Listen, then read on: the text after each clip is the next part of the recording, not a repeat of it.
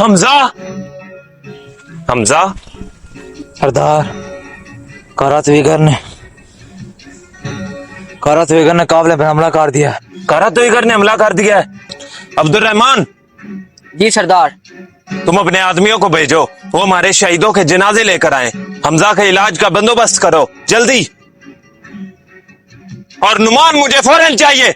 जो हुक्म आपका सरदार। मैं सल्तनत सल्जूक के खानदान मुजफ्फरुद्दीन दाऊद अली से हूँ। मुहियुद्दीन मंसूर शाह का फर्जंद सुल्तान इज्जतदीन कलेजर अरसलान का पोता हूँ मैं। सल्जूक का शहजादा हूँ मैं।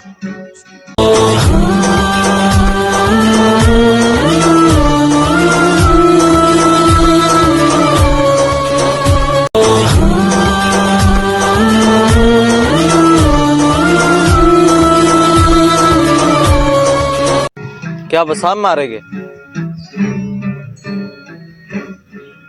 बदकिस्मती से ऐसा ही हुआ है। कुंदोगतू के अलावा सब मर चुके हैं और हमजा को शायद उसने इसलिए जिंदा छोड़ दिया कि वो उसका पैगाम सुलेमान शाह तक पहुंचाए।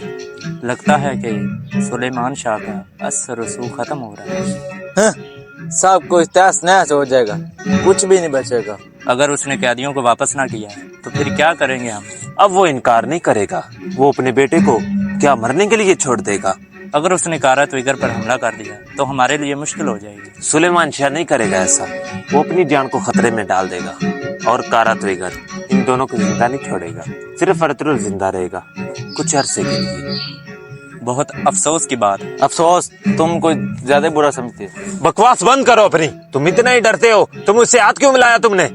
मैं तो कबीले के सलामती की बात कर रहा हूँ। अगर कुछ बुरा हो गया तो क्या हो जाएगा बुरा? बताओ क्या हो जाएगा?